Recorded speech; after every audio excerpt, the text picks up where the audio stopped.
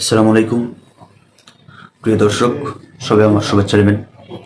আমি কিছু কথা বলতে আসলাম আজকে ছাত্র দলের দুই আদু ভাইয়ের একটা প্রেসে যে কথা বলেছে সে বিষয়ে আমি কিছু কথা বলতে আসলাম। এখানে ছাত্র দলের যে নাসির আছে উনি বলেছেন যে বাংলাদেশে যে বড় বড় অগ্নিকাণ্ডগুলো ঘটে সেখানে সেগুলো সৃষ্টি একটা ছোট শর্ট সার্কিট থেকে, এবং কুয়েটে যে ঘটনা ঘটেছে সেটা কিন্তু সৃষ্টি করেছে বৈষম্য বিরোধী ছাত্র আন্দোলন, এবং এর নেতৃত্ব দিয়েছে কুয়েট শাখার যে বৈষম্য বিরোধী ছাত্র আন্দোলনের ওমর ফারুক, এবং কেন্দ্রীয়ভাবে এটা নেতৃত্ব দিয়েছে হাসনাত আবদুল্লাহ।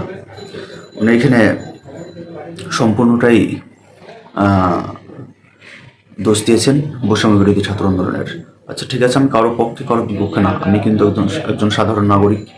আমার কথা বলার রাইট আছে, ভালো মন্দ বোঝার যতটুকু বোধ শক্তি আছে সেটুকু থেকে আমি কথা বলতে চাই, এবং কারো পক্ষে বা কারো বিপক্ষে, এখানে আমার কার পক্ষে গেল বা কার বিপক্ষে গেল এটা নিয়ে আমার যায় আসে না।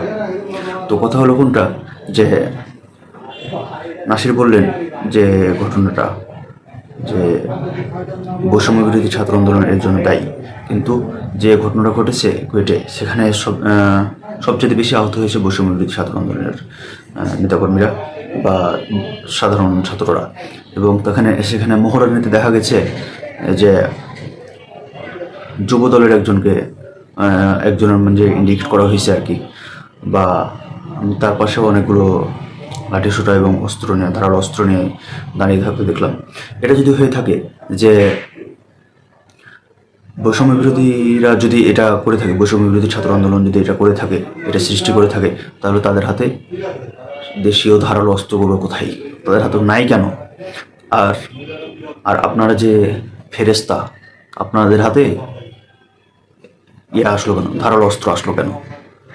আপনারা যে আওয়ামী লীগের ছাত্রলীগের যে জায়গাটা যে শূন্য ছিল সেটা কিন্তু আপনারা ঠিকঠাকই পূরণ করছেন। এটা কিন্তু দেশের জনগণ বুঝে গেছে। দেশের জনগণ কিন্তু আর আগের মতো বোকা নাই। হ্যাঁ, যে আপনারা যেটা বলবেন সেটা শুনে নেবে। যে একটা সিম্প্যাথি পাওয়ার চেষ্টা করছেন, এটা কিন্তু কোনোভাবেই পাবেন না, কারণ মানুষ এখন বুঝতে শিখেছে কোনটা ভালো কোনটা মন্দ, কারণ 5 আগস্ট এটাই তার প্রমাণ হয়েছে। আর উনি আর একটা কথা বলেছেন, সেটা হলো যে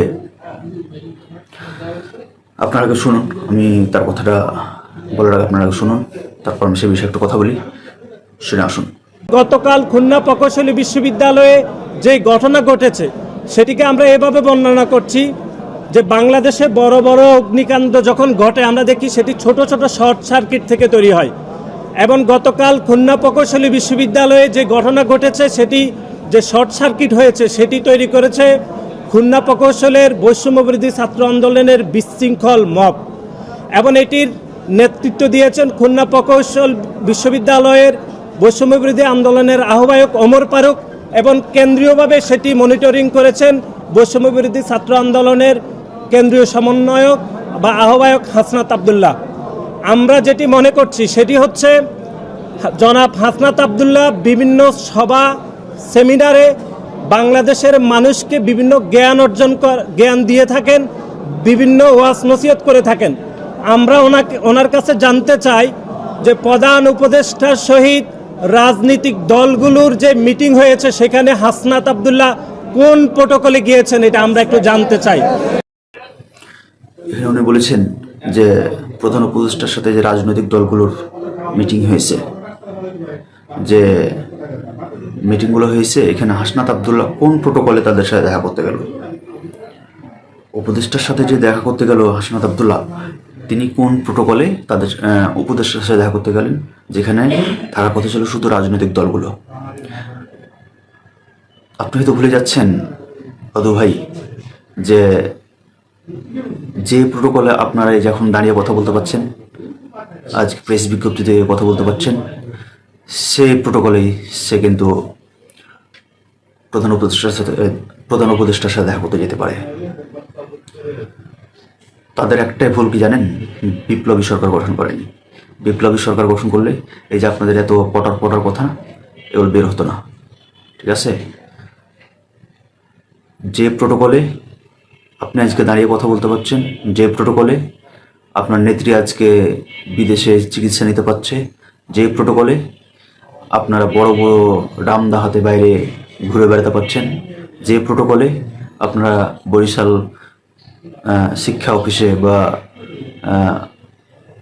যে শিক্ষা অফিসার আছে তার উপর আপনারা হামলা করতে পারছেন, যে প্রোটোকলে আপনারা চাঁদাবাজি করতে পারছেন, হ্যাঁ, এই প্রোটোকল কিন্তু হাসনাত আবদুল্লাহ গ্রহণ করেনি। উনি এই আপনাদের যে প্রোটোকলের কথা বলছেন, এই প্রোটোকলটা এনে দিয়েছে তারা, হাসনাত আবদুল্লাহর মতো সব ছাত্ররা। আর আপনি আজকে তাকে প্রোটোকল দেখাচ্ছেন। প্রোটোকল আপনার বাপের, দেশ আপনার বাপের, যে আপনাদের ইচ্ছে মতো আপনাদের কথার মধ্যে দেশ চলবে। সবাই ভালো থাকবেন। আসসালামু আলাইকুম।